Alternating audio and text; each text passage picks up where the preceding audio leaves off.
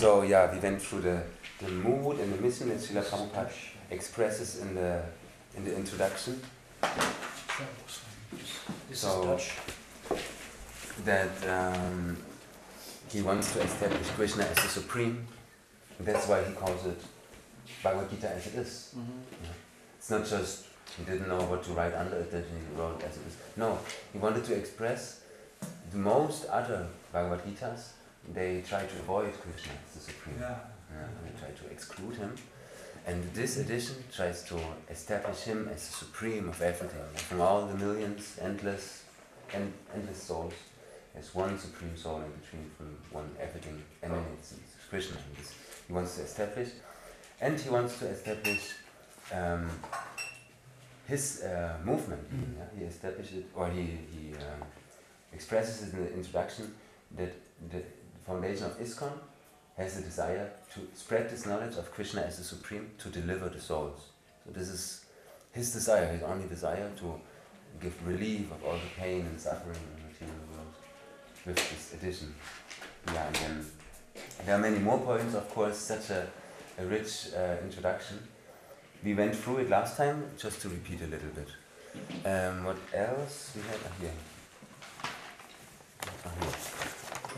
General facts, and then we were speaking about the Vedas in general. No, this was before even. Yeah, we spoke a bit about the different kinds of Vedas that we have. So I don't know if you want to go again through it. I prepared some other stuff. This was for the first chapter, yeah, but we just to introduce Bhagavad Gita. And Yamina, you wrote some things down. You have it all. So yeah, and then we started with brainstorming about war. Yeah? So what is war actually, and what is happening in war, and we found out that actually the whole life in the material world is a big battle. Yeah? So it's happening in slow motion, but we are all killed by time, and we have to fight our little fights all the time, and it's a big battlefield. And the war on a battlefield in the small, it's just it shows us very clearly what's happening all the time with us. So people are fighting against each other and they're taking actually their life. Material existence always takes the life of somebody else. We came to the point that it was indeed wanted by Krishna, and then again we are referred to Mahabharata, the whole story, how Krishna tried to prevent this fight. Now he still then describes in Bhagavad Gita that he especially comes to diminish the demonic qualities on the earth. This is especially his desire. So it's a good thing. Yeah? And it's not only that the demonic people, also demonic qualities in our us are to be diminished with this knowledge. Okay, we went through the whole first chapter, this and that point, and then we set some homeworks. And I don't know if you made something. Well, I did. Yes, I did. In the beginning, the first weeks. I don't know anymore which group you were, because we made the homework in different groups. Oh, well, the group from the first Monday of the month, of the last Wednesday. And I gave homeworks to different shlokas. And which shloka you had? Which verse? 2.7. Learn by heart. 2.7. 2.7, but we had to read a lot of text. But not you alone. I think I gave to every group some verses to read. And the whole group. Yeah, that's the whole group. The whole group, yeah? Yeah. Oh, that's quite a lot. And you did all of it, or I did everything, but nice. But Yeah. the last 2 weeks I can't concentrate. Okay. But yes. Nice. Then you were very well prepared. I understood that I was. Yes. Yeah. Maybe you leave the door open. It's not closed. That's good. Then you're very good prepared. Actually, I also announced it on the internet. Yeah, that it's good to read it all a little bit, at least through it, to know what's happening. So. And I read the introduction in Dutch and in English as well. That's good. How was it? I don't remember anymore, but it was interesting. Interesting, yeah. Was a good feeling? shocking sometimes. Okay. There's things I don't agree about, and there's things I ask. But I was asked while I was reading, I was coming here, I asked Sri Vasangas all the time. Mm-hmm. What things I didn't understand. Mm-hmm. I was talking about it. That's good. That's best. Yeah. If you have somebody next to. Yeah. You can also write things down. Yeah, that's always good. Also, sometimes I wrote things down, Yeah. and then some pages later, I could cross the question because then I understood. That's okay. Yeah. Or some weeks later, I got an experience, something. Yeah. It's good to write it down because the question will come again and again until it's clear. So this is good if you ask. Yeah. It's very important. Okay. I was thinking we can. I expected that not everybody comes from the last again. So from the last session we had. So and we gave this. You're the only ones. Okay. Yeah. And it was a full group. Much more people, I think. Yeah. Yeah. But it So doesn't that's matter a lot. also coincidentally, I believe. Huh? Some were there coincidentally. Yeah, maybe. Yeah. Like me. And but also Xenia, he's in Rotterdam. Tristan cannot come. Marcel, he's in Germany. Yeah. So some people they would like to take part maybe, but then I thought, okay, we just go through it together today, because the idea was to really try to explore what's happening in this dialogue, especially in the beginning when Arjuna and Krishna are speaking so much. Yeah. So this is the biggest part of Arjuna, the first chapter and also in the second chapter. Usually he's just in the whole book just asking one question and then a whole chapter is revealed. Then Krishna explains. But in the beginning Arjuna is speaking quite a lot. And he's asking so many questions and he's making so many points. And then what we said was last time that in the first chapter, in the verse 27, and I think we should open now, Bhagavad Gita. Oh no, destroyed the sound. Yes, 127.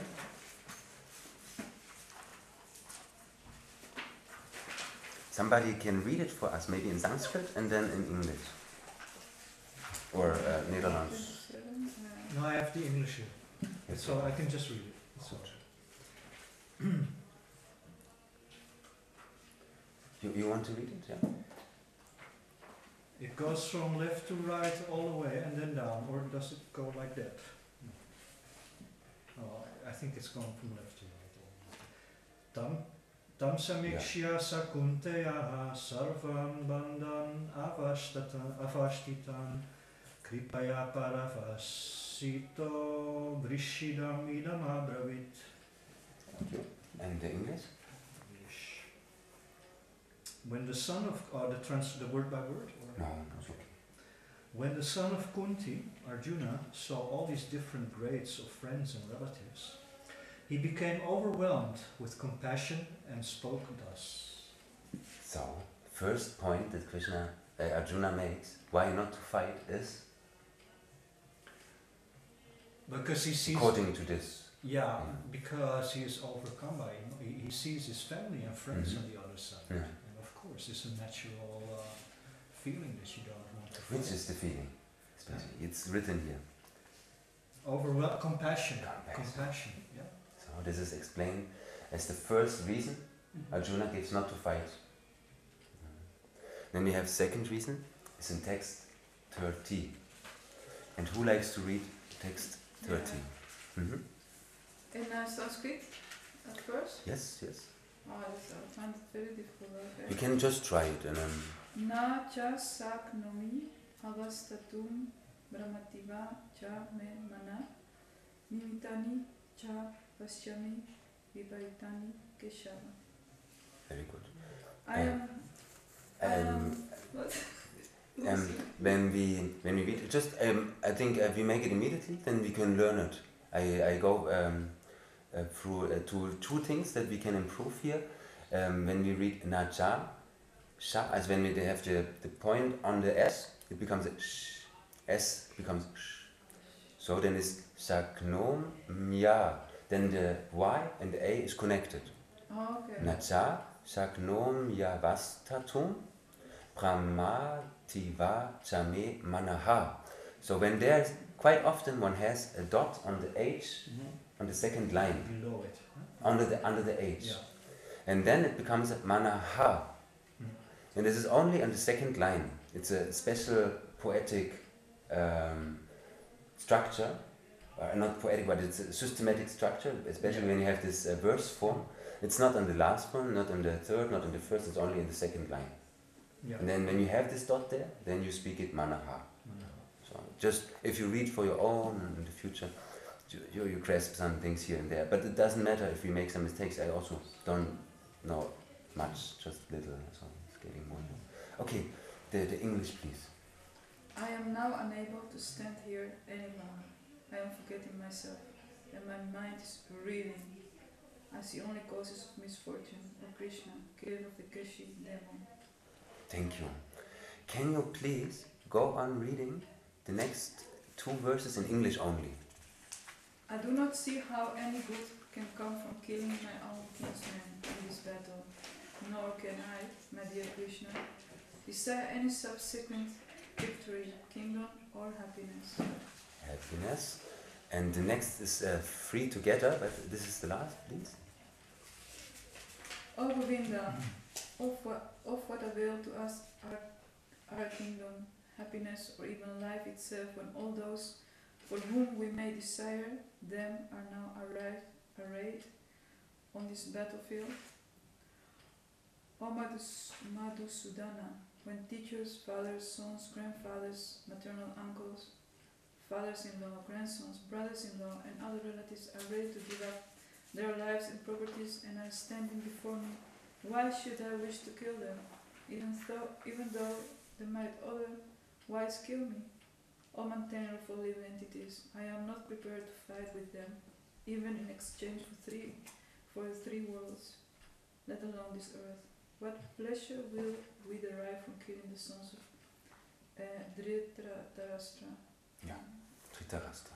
Oh, it's so heavy. Difficult word. Dhritarashtra, you remember who it was? The text is so heavy. The text already. Oh, I feel sorry. You know who Dhritarashtra was? Was that the king? Oh, the king with the blind king, yeah.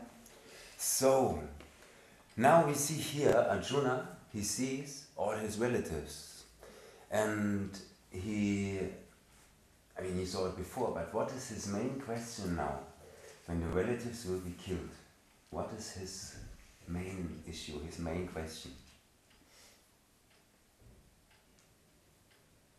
He asks this again and again in these verses that we just read. Why would I kill them, even though I would still stay alive? I'm translating from Dutch, so I can do it literally. Nederlands. Wil je graag Engels of is het oké? I'm happy with It's Dutch, okay. but when I want to read from it, then I have to translate, and it's not exactly the same as you learn. But let's hope it's the same translation. I think it is. So, but okay, why shall I kill them? What is in it for me? Huh? What is in it is the question. Or is there any happiness? Or he even says, what is the last question?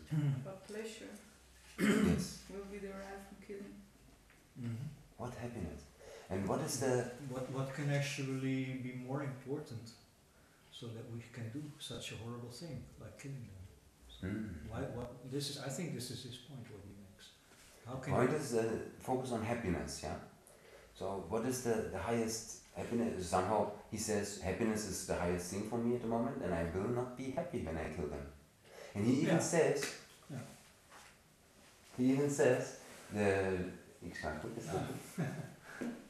I would not have the free world. I don't want to have the free world, such an enjoyment, to rule the whole universe. He says, it would not give happiness to me if I lose all my friends and my relatives. What shall I do with all this wealth? I have no happiness. So, the second reason, what was the first reason? Do you remember? compassion? Compassion. The second reason he gives in this verse is enjoyment. There is no enjoyment. Where's the enjoyment if we... But it is kill all our related, friends? I feel like it is more or less very much overlapping each other. It is overlapping, and Because his compassion for the others makes that he cannot be happy. yes, So we try to analyze it like these with a knife. Yeah, we go to. This is all in one chapter. It's like a organic thing. Yeah, it comes in one. Oh, Krishna, I don't want to because this and this and this and this and this and that. But we selected. Just at one point, this strong compassion. We should not kill the others, but also I will not be happy if I kill the others. So we have the second part now, and now we come to the third reason why we don't want to kill. And so we start with text 36. And who would like to read? It is very obvious, because even the first Sanskrit word says the reason. But please read in Sanskrit and then in English. I'm not sure about You just try. By trying, you become masters. 36, yeah. Papam eva shtayet asman hatvaitam atatinaha tasman narha vayam hantum dhartara stran sabandhavan svajjanam hi katham hatva sukhinach syama madava.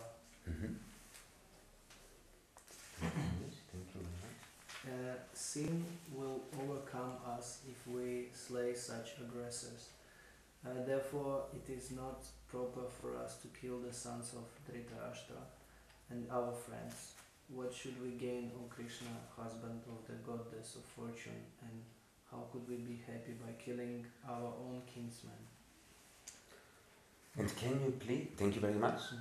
So we remember the points, yeah? Sin will overcome us. Now he's talking about sin. Sins, exactly. This is the topic now.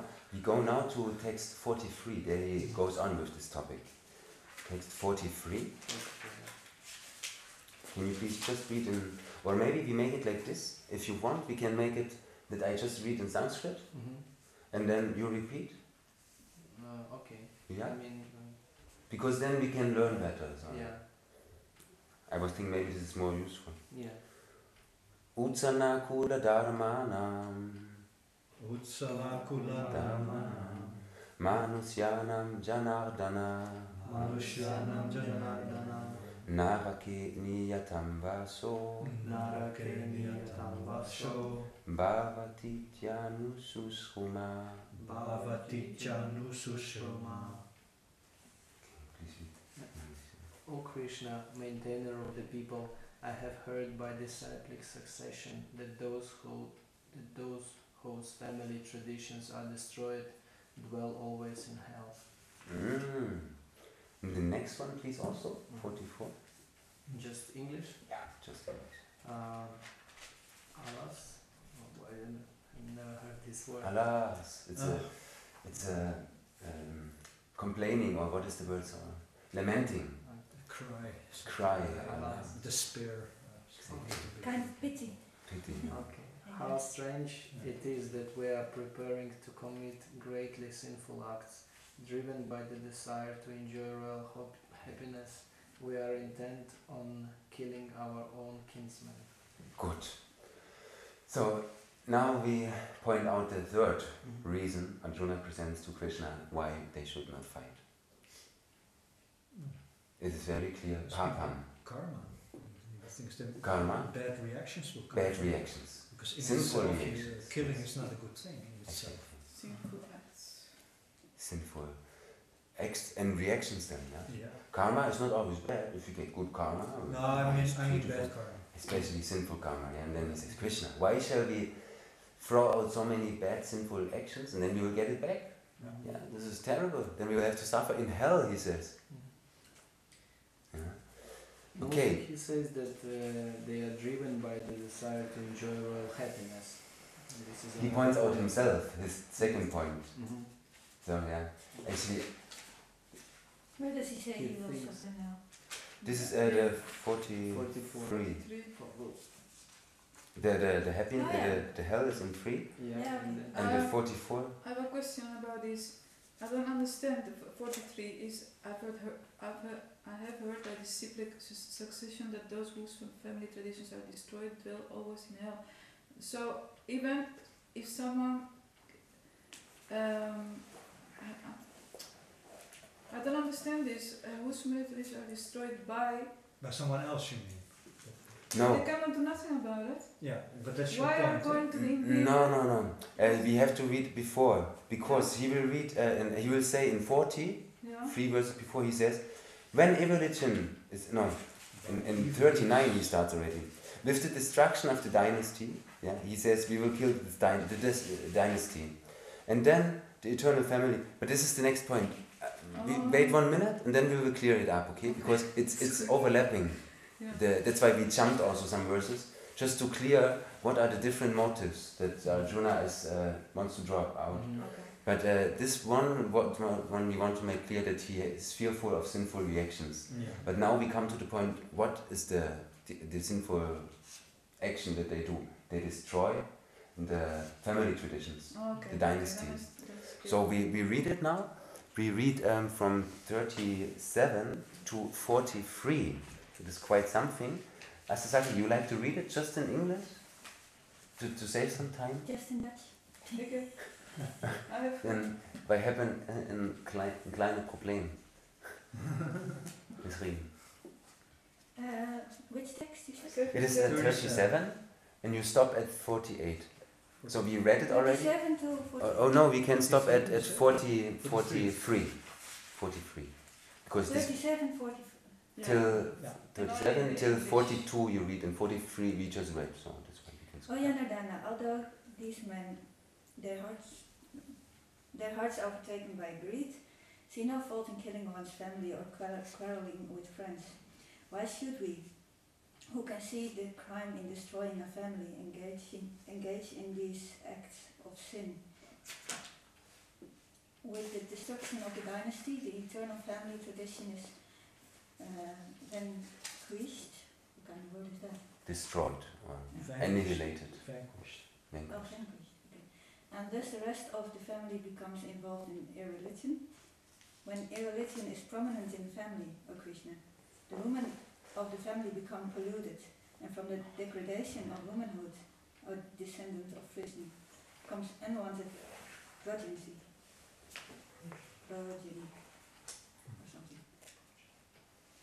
An increase of unwanted population certainly causes hellish life, both for the family and for those who destroy the family tradition. The ancestors of such corrupt families fall down because the performances for offering them food and water are entirely stopped. By the evil deeds of those who destroy the family tradition and thus give rise to unwanted children, all kinds of community projects and family welfare activities are devastated. O Krishna, maintainer of the people, I have heard by disciplic succession that those whose family traditions are destroyed dwell always in hell. Thank you very much. Hard stuff. I remember. So it's not very surprising for us. We all experienced here in Europe the Second World War, First and Second World War. And one thing we can see in history what happened was this: the whole family tradition was destroyed actually in this time.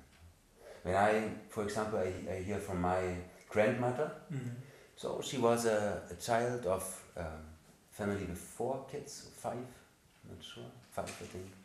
And so mother and father were both teachers. But then so everyone had to go to war, and even her brother then was just 16 or something, had also to go to the battle and so on. Everything was bombed, destroyed, and the father died not on the battlefield because he was sick. He had some kind of rheuma, but he died in the hunger period after the war. So there was in 46 there was a heavy winter, and there were many people died. Not because of war, because of hunger then, 1 year after war. Yeah. So, and then what happened to her 2 years later, she was the oldest of all of them, and the mother was alone. The mother was completely alone and overwhelmed with 5 kids, and in this wartime. And then she went alone to a bath, to an open water bath in the summer. It was getting better. Communism was established in East Germany and so, yeah. And then she went in the summertime with some friends, and the mother was somewhere out. She had to go and for some days out of the city to organize something. And then what happened to my grandmother was in this bath, in this swimming pool or something, she met a young man, and she just got pregnant on the spot. Just like that. Oh, sorry. Sorry. Okay. No, it's just. You know what happened? She didn't know what happened. She didn't know it because she was protected all the time by her family. And then the first time she was not protected anymore because mother was overwhelmed and the father was dead. Yeah. And the whole society was out of normal situation. Yeah, it was no. So and then it just this man was a soldier. Yeah, and then he left. He didn't come again anymore. And then there was an 18-year-old girl. She didn't know what happened. And of course, at this time it was a shame. Yeah, so she was an outcast in the family. Had to someone pretend that she's not pregnant, and then they had to hide the windows. What is the word? The curtains. From the baby cloth, yeah. Yeah. And when they wrap it in baby cloth. The Winsel. Yeah, that is Dutch. Yeah. They had to hide it in the garden so that the neighbors don't see it. So they couldn't try it outside. Why there's Winsel? Oh, the liars. The liars. Ah. Nice, from the babies, yeah. So she always tells me this story. So, but what was her experience? This war not only destroyed all the people and all the buildings and the nice churches and all these things. It destroyed the relationships with the people, the whole traditions of the society. Yeah. It break up, and then when we look later, the 60s, and how it break up everything, it's all somehow after a symptom or no effect from the war. So, and this is what Arjuna is already predicting here. When they cause this war, when they start such a war, they kill so many men. And what happens to the women? They are unprotected. They married one husband, and it happened also then later that men were pregnant, and then they had nobody to help them. So he says, this destruction of the family, this is unwanted. So this is a good reason, huh? It's the next reason. Fourth reason. Actually, we remember the first one was the compassion. But, What was the second? Pleasure. Enjoyment, pleasure, yes. but I think Arjuna is talking about real good traditions because, I mean, so what that everything is destroyed? I think it was a good thing. Everything was destroyed. In the Second World War. No, but also in my case, we are refugees, so I'm happy to live without family because then I can, it's this good tradition 5,000 years ago. Maybe it was different than now. That's true. Because family traditions are not good. There happens a lot of bad things also. Yeah, this was only the start of Kali Yuga. So I think then it's logical, but now in these days it's not logical anymore to say. What you are But speaking it's still about counts. traditions. is very true, yeah. It still counts. It You're still works speaking this about way. good family traditions. Yes, I don't yes. think so. For example, I we don't see believe now, I don't believe it in it. we are in the West Family here, traditions. devotees, we are very free from family traditions. Huh? And so our family is not, they say, what are you doing, devotee, Hare Krishna? Okay, do your thing, it's okay. And when they see he's happy, okay, he's happy, that's okay, that's nice. So this wasn't my case, yeah. But in India, it's different. When a boy goes to the temple and he moves in, then the whole family, 30 people, they move into the temple and they demonstrate, they call police, they make everything, they fast, they don't eat anymore, they get sick, everything. And the boy says, sorry, but this is, please understand me, so this is really what I want to do. And no, you are the cause for all bad things in our family, and so on. And then they don't want to let him go. So this is a bad family tradition. Ignorance. Yeah, they just for their own sense gratification, they want to keep their own son. And this is a wrong development of family tradition, of course. But what we speak about in the past time is that there's a sense of protection for each other. Yeah, for responsibility. upliftment or to I can't responsibility. believe it, it's for me not, I can't imagine. But this is the structure Yeah. that For Krishna me- gives in the world. Yeah. So the We will family, speak more about this. it's a very important, this is how a baby grows up in a normal, good environment. Yeah. It is very Varnashram is a topic that comes later in it's Bhagavad quite Gita. important. Yes, yes. It's an important thing because Bhagavad Gita also presents us a social aspect. It's not only an individual, how the individual should change, but also it explains us how the whole society could work if it's God-centered. Yeah. If people are enlightened, what would be the society? Now it's completely in darkness. That's why we have the terrible structure. It's also structure, Not that there's no struggle. There's also struggle. It's very demoniac and pulling down people. Yeah. So Krishna is, of course, Arjuna is speaking about the good traditions. And still, I mean, he brings it as a point. We just leave it for this now. Okay. Arjuna makes which point? Compassion, enjoyment. What was the next point? Sinful reactions. Sinful reactions and the destruction of the dynasties. Yeah. The traditions. Okay, then we have one last point that is mentioned. It is in the second chapter, and we start today already, as announced, with a little bit with the second chapter. It is the fifth shloka, the sixth to the seventh. I just read it quickly to finalize it. It's a very short one. Which one, Markandeya? 2:6, 2:6 and 2:7.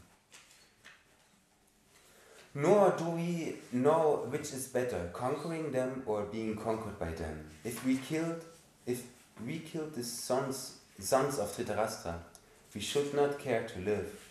Yet they are now standing before us on the battlefield. Now I am confused about my duty. I am confused and have lost all composure because of miserly weakness. In this condition I am asking you to tell me for certain, what is now the best for me? Sorry, what are you reading? 2:6 and 2:7. Not all together. Chapter 2, Yeah. verse 6. 6, we started 6. Okay. And then 7 also. And then the last sentence is, now I am your disciple and a soul surrendered unto you. Please instruct me. So his final point is a very clear realization about himself. He's confused. It's a major point in the Bhagavad Gita. Yes. Yeah. He's actually bewildered. Actually, he doesn't know. He has so many good reasons, but still somehow he knows, actually, I cannot just give up, but I don't want to fight anymore, but what shall I do? Yeah, I'm in illusion. I don't know anymore what to do. Yeah. And it's a very important realization. And this is also in the Bhakti Shastra, if you study in Mayapur, then they ask you to learn this verse at first. So maybe we can Because go... he says, please teach me, I don't Yes, know what to do. this is the starting point of Bhagavad Gita actually. Spiritual. He's so intelligent. Even though he's so bewildered, he still knows Yes, how to... of course. This is the point that Prabhupada clears out very often in the purports. He says, Arjuna is not really bewildered. No. It is just an lila with Krishna. Yeah, so Just he to can reveal speak, this knowledge. Can Yes. you maybe clip it on your beatback or something? Yeah.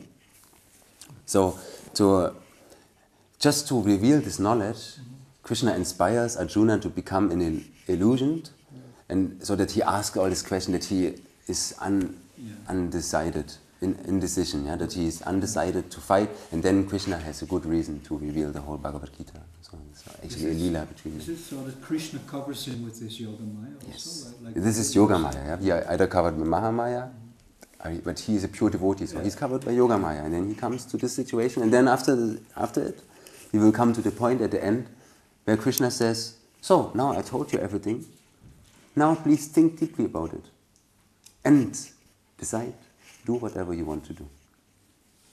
And then Arjuna says, thank you so much, you freed me from my doubts and from my illusion. And then he starts fighting, of course, and then they win. So this is how the story goes. But what we have now here is a very good, clear, important point. At the beginning, the soul starts bewildered, approaching God in a bewildered situation. Yeah.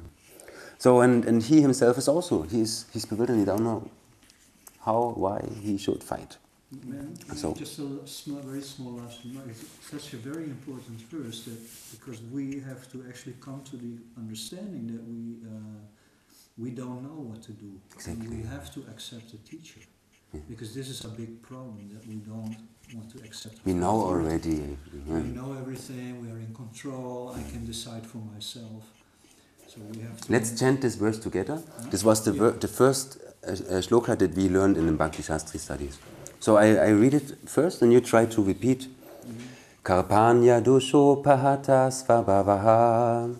Karpanya dosho pahata svabhavaha.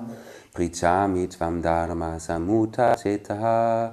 Prichami tvam dharma samuta chetaha. Yat Shreyasya Nischitan Pruitan Me, Yat Shreyasya Nischitan Pruitan Me, Shishyasteham Satimam Tvam Prapanam, Shishyasteham Satimam Tvam Prapanam. So yeah, Mam Tvam Prapanam, please instruct me. Yeah, so with this it all starts, and now Krishna indeed fulfills his desire and he starts instructing him. So we go to text, or yeah, we make an overview at first of the chapter 2. As chapter 2 is called, somebody knows? The Gita, contents of the Gita summary. Summarize. It's a very important. If we don't know where it's all standing, we just look in the second chapter. Everything is there already. We can. It's the biggest, isn't it? It's also the longest. 78 verses, I think. Yes, 78. Yeah, very good. So everything is there already. All the different, the knowledge about the soul and the relationship with Krishna, Krishna's position, then the different ways how to approach him, the different yogas. Yeah. So and actually, in this way, he's answering everything already very clearly, very precisely. So very quickly, especially. So we start with chapter. I think we should share it, that everyone gets something as an overview, and maybe we should make a short reading task that everyone reads for himself. Yeah, we have four people, and we have four main arguments, and so we can that everybody reads some verses, just a verse, yeah.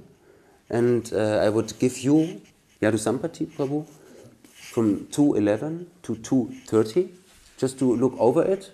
And what would you say? Homework, you mean, or No, not? no. 2:11 to 2:30. 19? Yes. Okay, yeah. Yeah, just to go over it. Yes. I will also come to you and give you a hint. Just the translations. Yeah, just We've some. been reading it to prepare.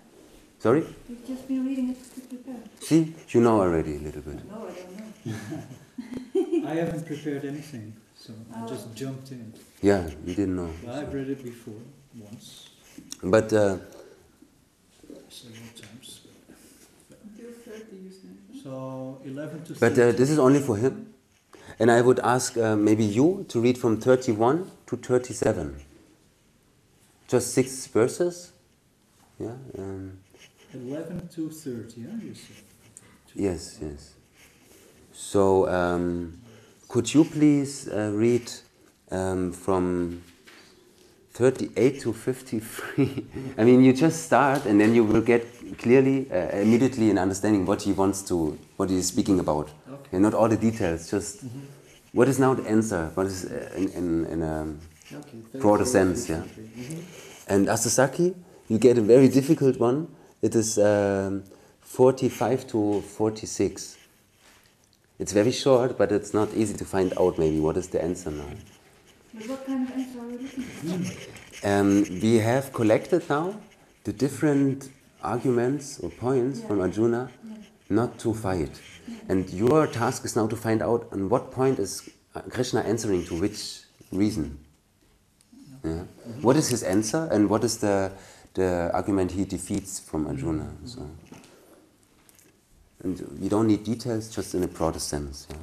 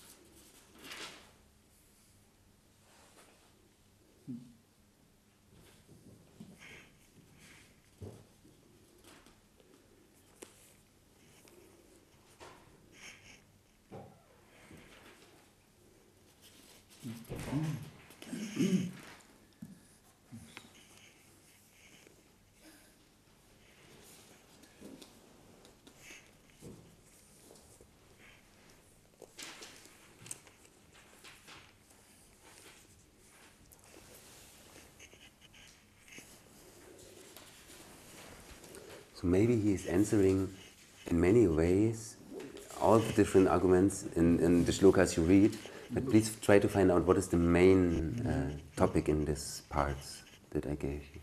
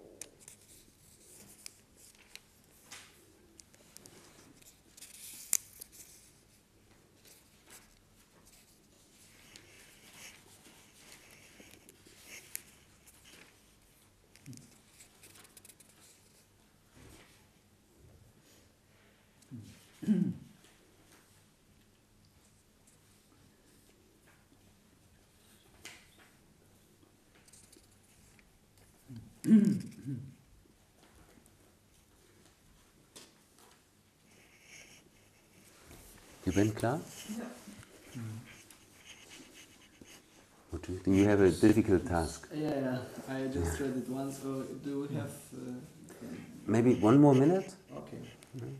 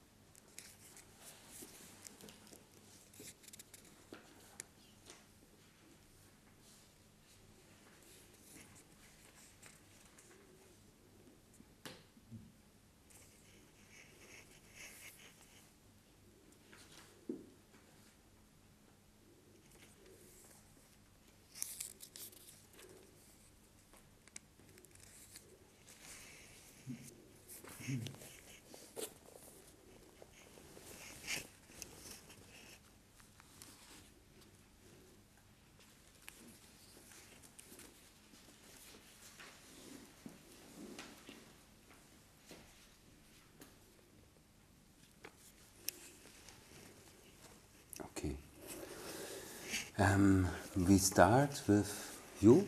Yeah. What would you say are maybe key verses? Maybe you can point out one that very nicely shows what Krishna expresses. Yeah, actually, I would say two verses, but the last verse actually, number 25 and number 30. 3:25. 2:25. Yes. 2:25. Let's take a look. In general, Krishna makes the point of the eternal nature of the soul, as opposed to that of the body, which is not eternal but temporal. And he makes the point that we are not the body, but we are the soul. Exactly. So, as a conclusion to that, I think the conclusion is in 2:25 and also in 2:30. This is the most essential, I think, from what I read, from 2:11 to 2:30. So, 2:25, it is said that the soul is invisible, inconceivable, and immeasurable, and then comes the point, knowing this, you should not grieve for the body. Exactly. And this clearly, I think this is mostly defeating the first point that Arjuna makes, the compassion for killing the body. Of course, this we have to put this in context. It's not that we don't care when people are killed or something, and say, oh, it's just a body. Not like that, of course. But, So, there's much more to that. Huh? We will come later to this point. Concentrate on that point. Yeah. And exactly. also 2:30 he says the same.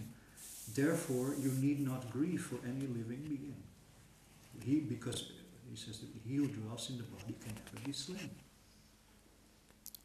And he says it even in the first that you read, in the 2:11. Then he says, the wise people, they never grieve for the alive or for the dead people. They never, exactly. Because they understand that they cannot be dead. Nobody can be dead. Everybody is actually eternal. And then he starts describing all the qualities of the soul over all the shlokas, yeah? And then you read, again, the soul is like this, and you cannot understand it, unconceivable, amazing. Yeah? Some people see it as this mystical thing behind it. They don't know what it is, and some people, they know more about it, but still it's not really understandable. It cannot be destroyed by any weapon. No fire weapon, no water weapon. It cannot be cutted. Nothing can happen to this soul. It's untouchable. Yeah. And he explains it. It's the first thing he actually makes clear. And we said it last time already. Yeah, this is very important, very strategic. It's not only that he defeats Arjuna's first argument to be compassionate with the enemies who are actually great demons who are suppressing the whole planet. Yeah, so it's not just somebody you need to be compassionate because it's a victim. No, great demons who really wanted this fight. They are ready to fight. They are just ready to kill Krishna and Arjuna and all the others. This is their only desire. And so he should not be compassionate especially with them, and with nobody actually on a material platform, only on a spiritual platform. Yeah, this is the point we are sad about when we see, we are not sad that people are dying. We are sad that they never live, really. That they never wake up. That they never have a choice to understand, I am spirit soul and there's God, and they have just material life, and this is sad. This is already dead. They are really dead. So then let's hope in the next body they get a better body, and then they awake. You make the point, the body is already dead. The body is dead, and as soon as we identify with it, we are also just dead zombies running behind the software of the body. Yeah. But we are not really free spirit souls. Yeah. And this is what he makes clear in his first shlokas, what Krishna expresses in this first part from 11 to 30. How was it? 30. To 30. So he explains the nature of the soul. He makes clear for all the readers in the future, who are you? This is the first thing, yeah? As we had it last time. When you have a map, you show a map to somebody. The most important thing is to show a point. Who are you? Otherwise, you have this huge map of Amsterdam, and you think, nice city, but I'm now here, and where's my street? Yeah? And then you don't find your street so easily on the map. So, but you have a red point, a dot. There you are, and then I see this building and this river there and so on, then everything becomes clear. So on. The same point is, in the same way, Krishna makes clear, you are actually not this body. You are not in this material world.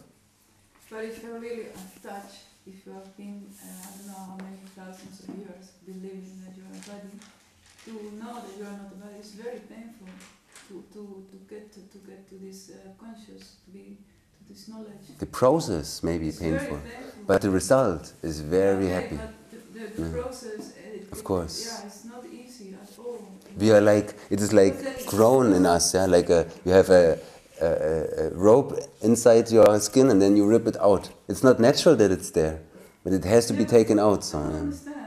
That's why I'm in this process. I find this process very difficult because I don't understand why we came to believe it. Why was the reason to believe it if we have to start unbelief to get to this knowledge that we are not the body? What do you mean? Why? Believe what? That we are the body? Yeah, why we come to know this? That's the interesting point. That makes me sometimes really like this is totally what would you say? What we're talking about now, you know? Because why are we like we are a body totally attached to this material world? Completely identifying. But why had to happen this? Maybe you have yourself one answer. What would you say could be a reason why we choose this life? I don't know. No idea? You heard something maybe? I have thousands of ideas, but until now, there's not one idea that lasts for a long period. Yeah. Because I believe it and I think, oh, I'm free, and then I come back again. Yeah, if somebody had an idea, what could be a good reason why we came to identify with this material world? What would you say? Our eternal nature is, well, our eternal abode is the spiritual world, and there we live according to our eternal nature. We are a part of a whole, we are a small particle. Please take a breeze on the door.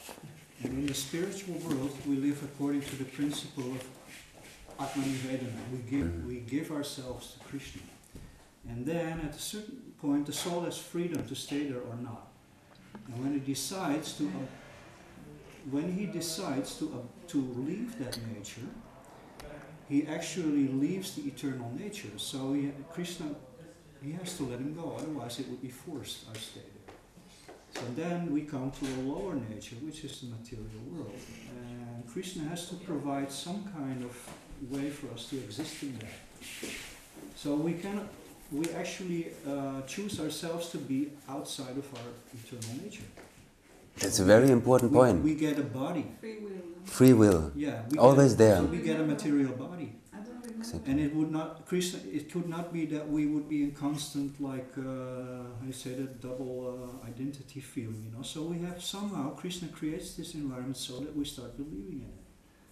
And we can ourselves experience what it is to leave our eternal nature. And that's also essentially why it's temporal. I know So, that all. One crucial point, maybe. That is why. I know that already. That's how. One crucial point, maybe I would add, Yeah. is the strong desire. We see in the spiritual world that everything is surrounded around God. Yeah? That it always Krishna is the center. Mm-hmm.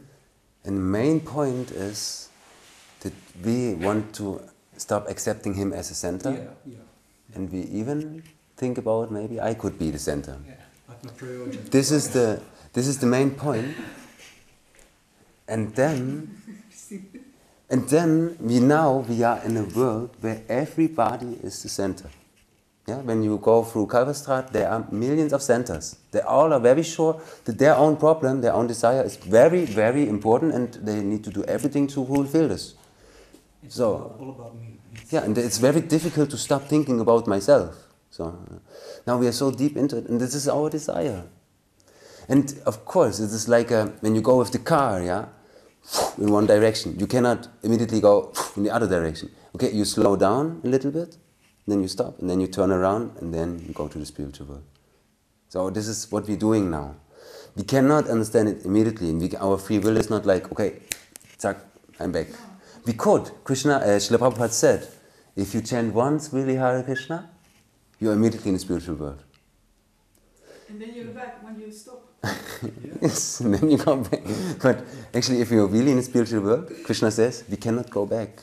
So we are always somehow, yeah, we are not already there. So we get a glimpse, we get a view, we see some light at the end of the tunnel. So we understand that this is a good direction. There is some...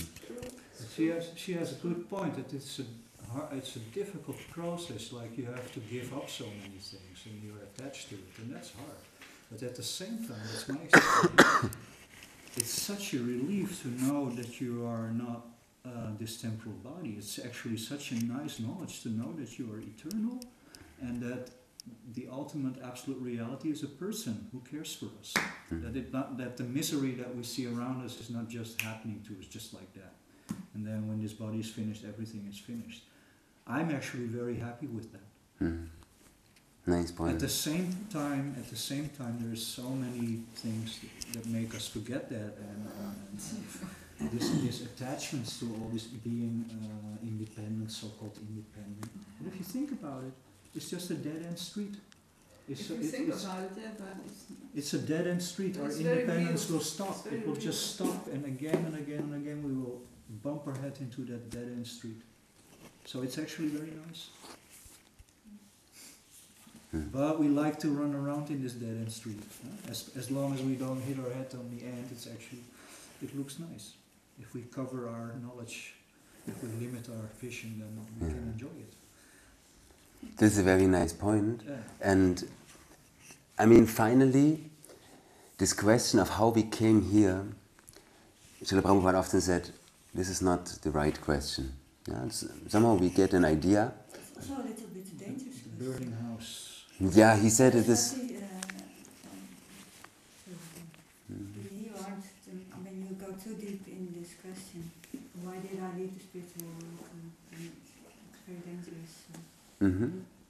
Yeah, So what is dangerous? To think about this? Or? To go too deep. Yeah, to hang up in this question. Yeah, to analyze why did I leave the spiritual world? Because you might think it's contradictory. It's actually not. It cannot be like that.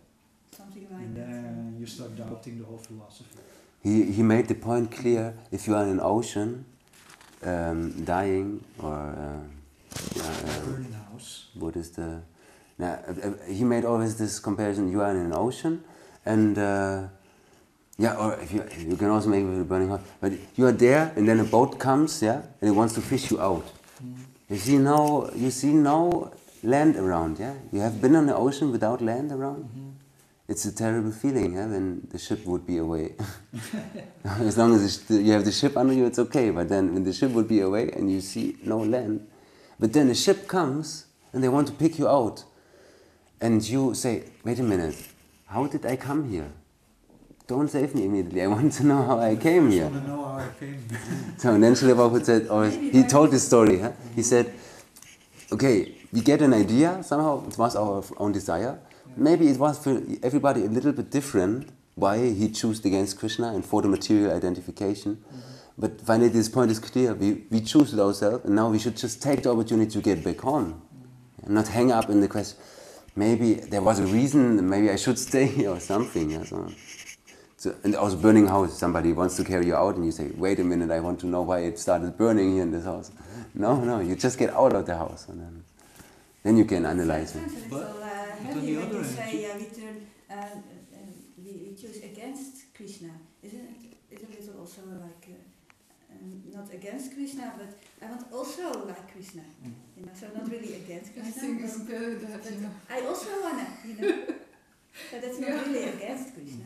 So you loosen by it, okay, that's the consequence. but in a way it is, because Yeah. Krishna doesn't desire to be the center. He is the center, He but just is, actually he is serving us. We have to be against Krishna if we want to be the center. And if you see all the atheistic propaganda going on at the moment, you see that there is very much against Krishna. There's really deep insight. It's a revolt from this, Yeah. It's actually revolting against Krishna, against your constitutional position, being a servant. And we feel it also in ourselves. If a too strong authority comes and takes too much from us, then, and if we don't see immediately the good in it, maybe it is good for us when our parents come and they put us to bed, although we want to take part in all the games and the movie, what they would watch. But they say, "No, you have to sleep. It's good for us." We don't have to be revolt against it. And in the same time, Krishna, he restricts us sometimes, and then we revolt against it, although it's actually for our best. And then sometimes it's still for us, although we have all this knowledge and experience, difficult to understand that Krishna is the center. He's not my plan. It's an ongoing, until we are completely liberated, it will be always a question, can I understand or can I accept that Krishna is the center, that there's another center than me? So this is always and as soon as you understand that there's actually another center, I'm just a little part of the whole thing, then it's all fine, so then I can work in It's not this. so difficult. There can only be one center. By definition, it's like a mathematical fact. Yeah. It's very true.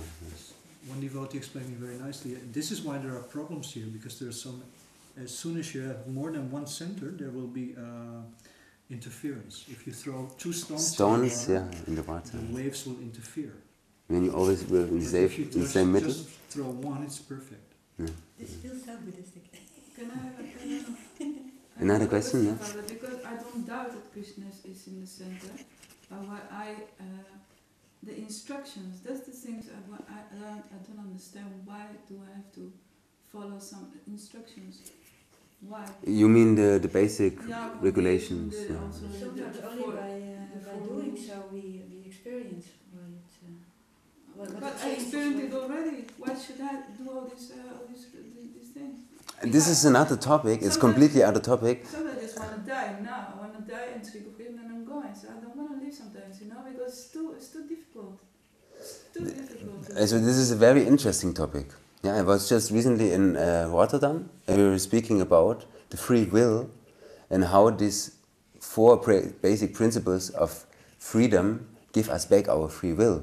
Actually, these regulations and these rules, they are just to give us ourselves a chance to choose. It's a very interesting topic. They are all based on eternal legs of our nature. So our nature, Dharma, has a truthfulness, cleanliness, compassion, austerity. These are qualities that are natural in the soul, but we forgot them because we identify with the body, and he's completely opposite. He cannot be like the soul, yeah, he has to be opposite. So these regulations, they give us back our real identity. This is it's a very long topic, so we can elaborate about it in another situation. And I will make it also here. We should also speak about it. It's a very nice topic also, because it's for everybody, especially now in this time, especially now in this place on the earth. It's very hard to understand. Why regulations? Because everywhere it's propagated, you should more freedom, and more freedom. But actually, where is it leading to? Yeah? Freedom is always somehow on the cost of security. And then we even risk our own spiritual life. So yeah, if we have too much freedom. And then, we have to accept that we are conditioned. We are already, by this ego. Yeah, we are naturally regulated. Like she yeah. says, I understand that Krishna is the center. I have the same. But I have noticed in the last 20 years that so many things in your system below the surface, you are not conscious of that. They are still so much used to putting yourself in the center. Although I theoretically have accepted Krishna, I understand that I will have to practice and get that out of my system, and that's why this whole process of yoga is done. We come now to exactly this point. We just have to accept it somehow, because otherwise we wouldn't be here. Yeah. If we would already be completely We are pure searching souls, for we answers. would- Exactly. Then we will go. Then there's no reason to also be troubled. Then we will go. So we come now to the point of yoga, because Krishna is ongoingly answering Arjuna's questions. And we have obviously similar questions. We say, I want enjoyment. Why regulation? And I'm compassionate for others. So why is all these bad things happening in the world? So, yeah. This is the first question actually, yeah? People on the street, you speak about God? No, I don't believe in God. All these bad things that are happening in the world, so there can be no God. Yeah. So this is the first doubt, indeed. Yeah, it's logical that it's like that. Yeah, and then, Yeah, okay. and so it is also in Bhagavad Gita. So Arjuna is bringing this first doubt, and Krishna is answering it. Yeah, with all this what we had now from Yadusambhati Prabhu, he said he read this whole part, and if you want, you will read it in detail, of course, 11 till 30, and then later in Bhagavad Gita it comes again also. But especially the nature of the soul and the differentiation from the body, and how all the things are changing anyways, material nature. Yeah, so. And then to understand it, we have to have a wider vision, broader vision. And then we understand what is real compassion, that they have no spiritual life. Then we become compassionate, yeah? Not on the material platform. Okay, so now we come to the second point, and we have your texts, yeah? 31 to 37. And what would you say was one major verse maybe, or what you like especially? Or The major is this one. these are 37 and 31? The sinful reactions, but also Exactly, yeah. good reactions. This is text 33. If, however, you do not perform your religious duty of fighting, then you will certainly incur sins for neglecting your duties, and thus lose your reputation as a fighter. Now, I mean, that is, I don't know if it's good, but it's about reaction, karma. You can go to if you fight according to the religious principles, then the door is open to go to the heavenly planets. And it's about the duty and the reputation. What will the others, the respectable person think about them? So I think it's not. You are right in some way, but Okay. I don't mind, yeah. because when you explain it like this, it makes sense, and indeed, it is all connected. We know that through sinful actions, we get sinful reactions, and this is no enjoyment. So when you have a sinful reaction, you get a heavy disease, or you take birth in a terrible place. This is not enjoyment. So, but the point that Krishna comes here to is, what is real enjoyment? How do you get real enjoyment? Fighting according to religious principles. Yes, and when we This is not enjoyment. yes, Yeah, now because you go we to abstract exactly. We abstract it. We go a bit. Well, you have to fight, okay, but Yeah, you have to fight exactly. Yeah. Not only on the battlefield, also in daily life. It's So- his main Okay. point that there is a higher goal. That Okay. in itself, it might be wrong to kill people, but there might be a higher. Sometimes you have to break a lower principle for a higher principle. But this is not here. This is not in this part. Here comes really the basic principle, the duty. Fulfill your duty. This is what he says actually here. And he explains, if you fulfill your duty, you just do your thing. Maybe you don't, you are a mother, for example. Huh? So as a mother, you are not really happy that you have to get up at 3 in the morning when the baby is crying. And you are not really happy that the child is sick and you also get sick all the time. You cannot sleep and you have to, it's terrible actually for 3 years. But she feels happy to just do her duty. So I just try to finish it, and then we can. The main point Krishna makes here, real enjoyment comes from karma kanda. So karma kanda means we work according to our duties. Yeah, we have material duties, a mother. If you are on work, if you are in a society, you keep the. If you break the laws of a society, you have to suffer. You go to a prison. Maybe it's not that bad what you do. Yeah. But you have to look what's happening in society. This is called karma kanda. So I deal with the government, and then we have in the Vedic society even worship of demigods. It's also demigods. This is also karma kanda. I don't know if you can follow me now, but this is a universal government, yeah? So they say if you worship this and this god, you get this and this happiness. Yeah, you get a good wife, a good husband, you get some wealth and so. And then they deal nicely with all the authorities. So we do it in the state, we do it in the family, so we just according to our duties. This gives us enjoyment at the end. Maybe for some time we suffer in the battlefield, in the fight, it's terrible pain and so, but finally you do your duty. And he says very clearly, if you don't do, then you cannot fulfill your duty. Yeah, so the duty is to protect the poor people or the weak people. He is a kshatriya, he is strong, and the weak people are revealed to the enemies, to the demons. So he has to protect them. He will not be happy if he sees how they are misused, the normal people. Yeah. So his duty is, he will not be happy in this way. He will also not be happy when he gets infamous, he also says. Yeah. So then he will lose his reputation. He will think he's a wrong person, he's a bad person. So he's actually not. He's trying to do a good thing. So, what was the other? May I just react Okay. to this? Somebody, maybe an outsider, a journalist might come and say, and ask us about this, so we have to be prepared, I think.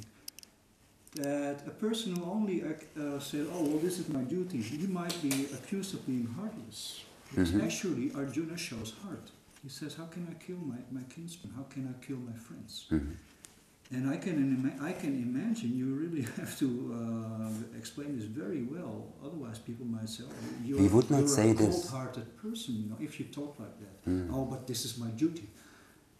This is you not what. understand my Yeah, big point? of course. Actually, people will not appreciate if we talk. This is not our answer. We would not answer in this way.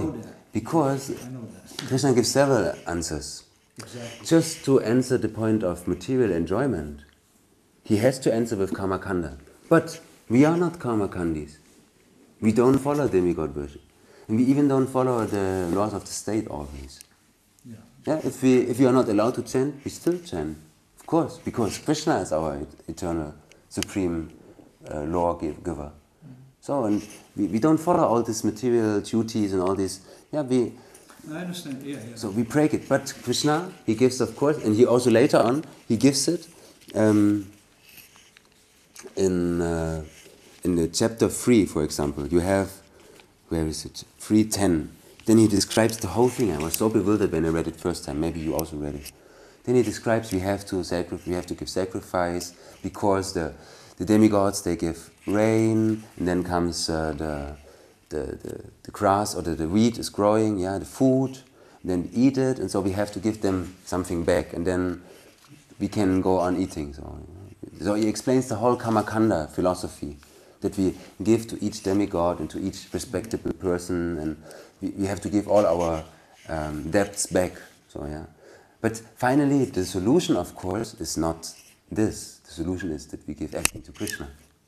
This is what he finally, after 18 chapters or even earlier, Krishna comes to this point. Yeah, but he makes it clear. He answers to each and every point that Arjuna says.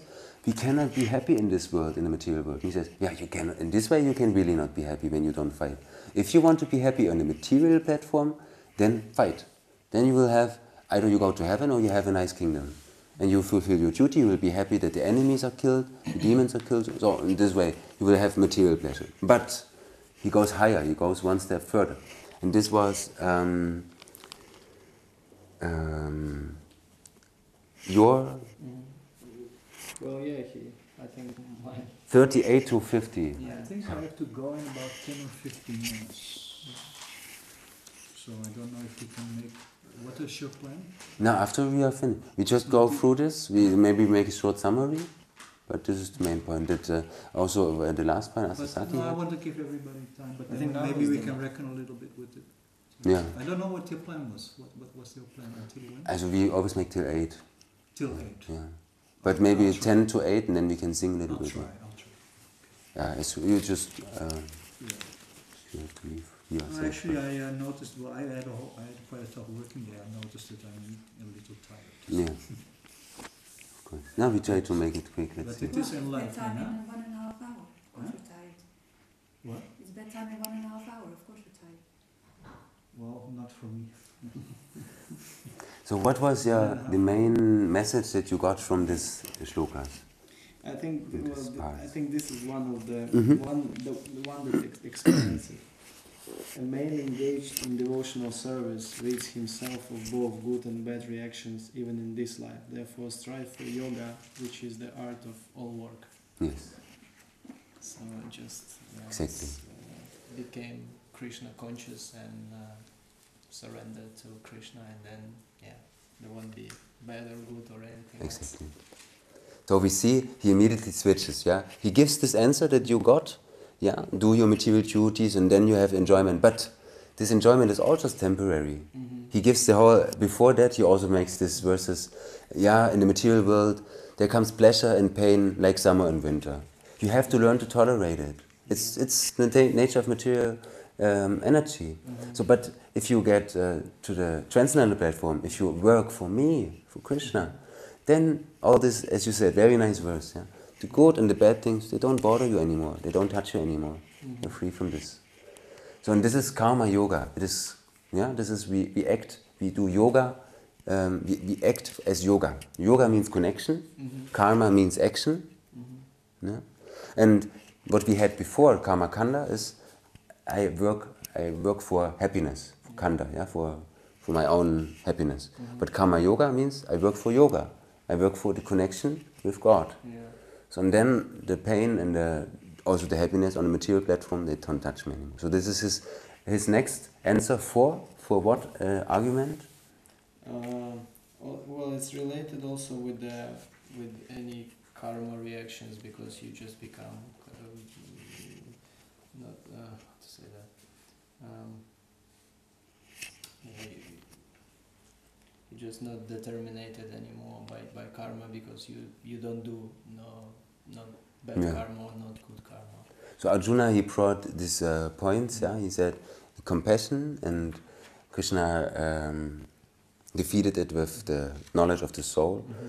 He brought the point of enjoyment, and he said real enjoyment is fulfilling duty. He brought the point of sinful reactions, and now he says actually it's a sinful reaction if you don't fight. Mm-hmm. So just do your duty Yeah. according to my will, not according to your material will. So, Yeah. so just follow my instructions, he says now. This is karma yoga. Yeah. So he defeats the argument of sinful reactions. And now we come to the last point that Astasaki had to look into. Yeah, Did you find something interesting? What you would point out? it's all very interesting. It's all very interesting, and maybe. Literally said in 45 and 46, he's asking to just let everything go to rise above all the other things. Yeah. Yeah. That's very interesting. 45? Exactly. So he 46. 46. He comes to the point. 40. 246. Did I say 40? Yeah. 45, 46. So it was before me, I think. Oh no. I'm sorry. I said something wrong, but to rise above it, huh? Yeah. Actually, I wanted you to And read. 46 is a very interesting verse also. Because I started from 38. Yeah, I'm very sorry. I said the wrong word. I said 40, but I wanted you to read 56. 50, 54 to 56. But yeah, somehow I pronounced it wrong. It all falls in place. Yeah. Yes. So I think it was not in vain that you read something in Bhagavad Gita, but I will now point out what is the last point that Krishna makes here as an answer of the problem that Arjuna has. Arjuna has the last problem, indecision, yeah, that he was bewildered, that he said, I cannot decide. I don't know what to do. And then he finally comes in this verses 54 to 56, he comes to the point where he says, become a, how does he say it? He says, one who is not disturbed in mind even amidst the threefold miseries, or elated when there is happiness, and who is free from attachment, fear and anger, is called a sage of steady mind. Which is that?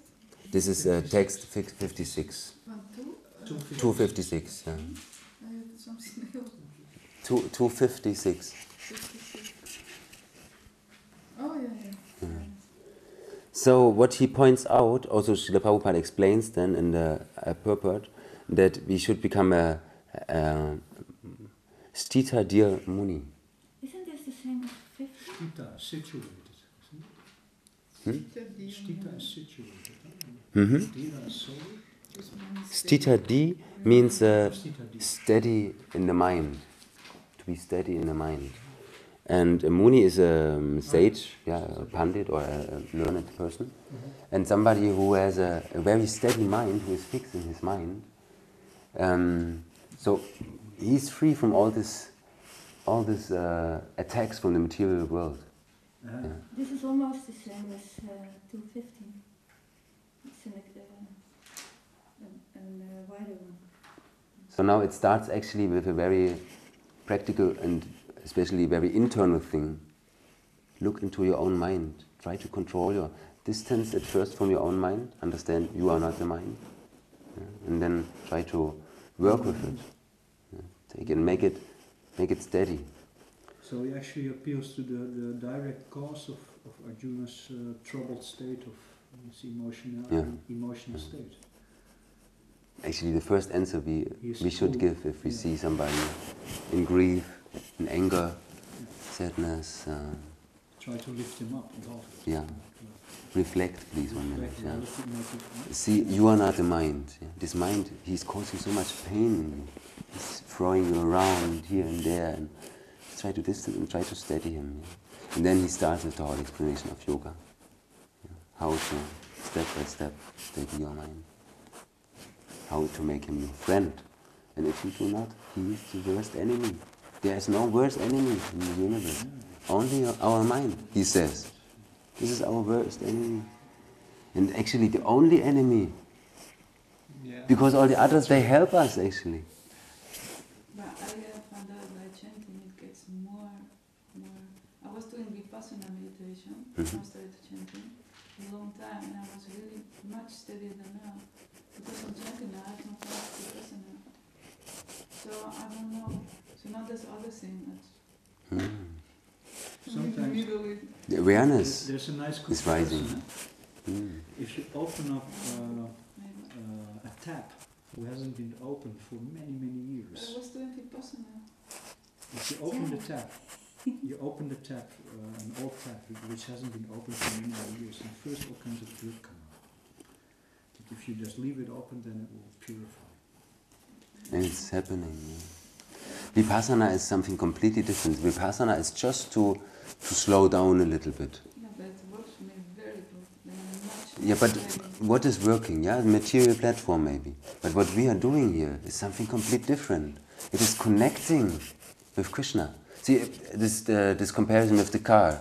You go in one direction, very fast on the highway, and then Vipassana is just slowing down a little bit, just slowly. Yeah, but I can function much better. But it's the same direction. I can't function anymore in the world. You understand the point? Fast, yeah. This is the same direction. It's the direction, material enjoyment. I want to function in the material world. I want to be happy in the material world. It's the direction. It's centered. It is normal. But the other way, what we are doing now, what you are also doing now, goes. It's in the other direction.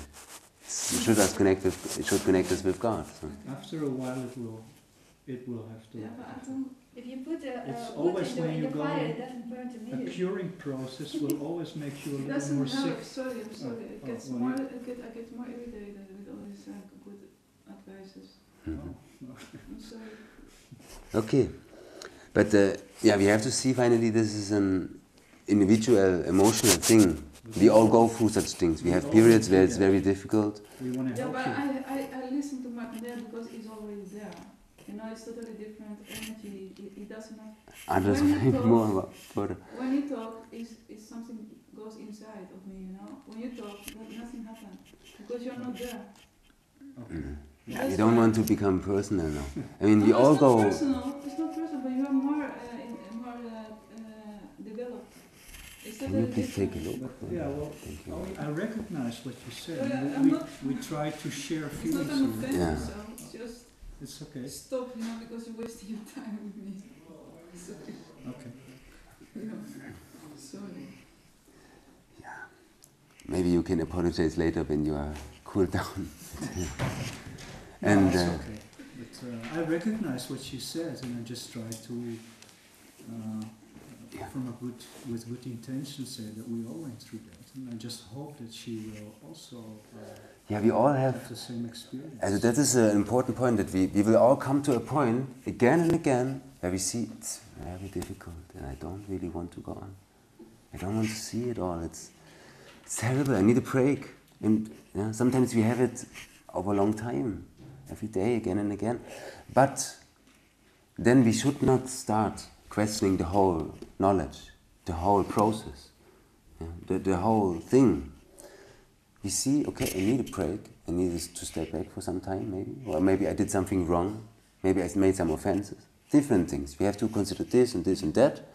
Maybe I'm too attached. There are so many reasons why, Then we consider, but we should not start doubting everything, And then everything just doubt and nothing anymore, and then we are really lost, so, But if we just take a break, okay, breathe, so, and then after some time we remember again why I understood once, why I did it, so then we go on with more energy. So you see, even Arjuna, he goes through heavy times. He has all these doubts and questions, and he does not want to fight at all. And we all have to fight, and we stand sometimes there and we say, Krishna, I don't want to fight anymore. But then we read Bhagavad Gita and we see, Hare Krishna, what is happening? So why this is so nicely explanation of all our doubts.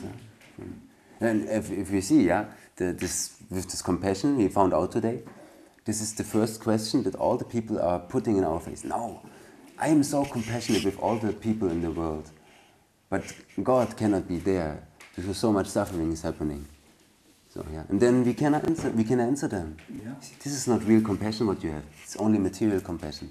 We have spiritual compassion. We see how people are spiritually starving and painful, dying without ever living. So this is real compassion, to give spiritual knowledge. And not just to help on a material platform maintain somehow the suffering for longer time. So this is not what we want. So in this way, when we go deeper and deeper, we see more and more aspects of this. It's just on the surface. We skipped so many shlokas and so many dimensional layers. There are so many other things that people found out. This is just what we studied today. I will give you also the paper. This is based on Burichan Prabhu. Maybe you know the book. It's called Surrender Unto Me. It's a very nice study book for Bhagavad Gita. And this is what he, as main points, pointed out on these first two chapters. And I just give it around. Do you know this essay by Ravindra Swarup? where this point that if there is so much suffering, how can, if God is all powerful and good, how can there be suffering? People think that somehow God made this world, so if He's all good and all powerful, how can there be suffering? And actually, Christians never have a good answer to that. But there is a very simple answer, like the state has a principle of punishment and reward. The state is not responsible for a prisoner who's in the prison, but still there is that arrangement. So God is good and all powerful, but this is our own karma. These are reactions of our own deeds. And actually, it's a very clear answer. And I was actually so much convinced by that when I read these words of Prabhupada, who finally gave a good answer to that very important question. Very important. Since hundreds, thousands of years, people are asking for this prayer. You can give it around to everybody who wants. Yeah, thank you. Thank you all very much for your attention, for your openness to somehow try to follow these points. More needed? Yeah, it's free.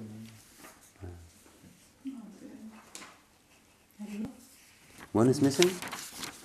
You can get this one? I cannot go more or I fall over.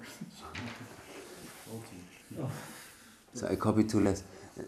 Sorry, then now you have a not so good quality copy, but I hope it's... I can make you another copy. That's all right. I can still... Something happened and then I had to rewrite it. But just to collect these main points, yeah, that you have it at... So, close. If you like, we can stop with a bhajan.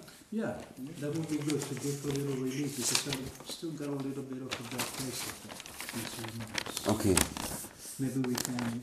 chant together. And then... it's not, doesn't really give a nice feeling.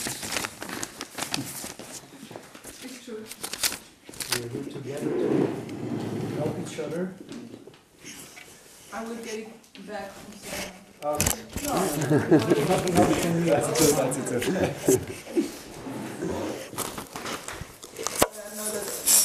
Now we can learn to apologize and to forgive. This is a nice opportunity, huh? Yes, to forgive. But it's for yourself, because I already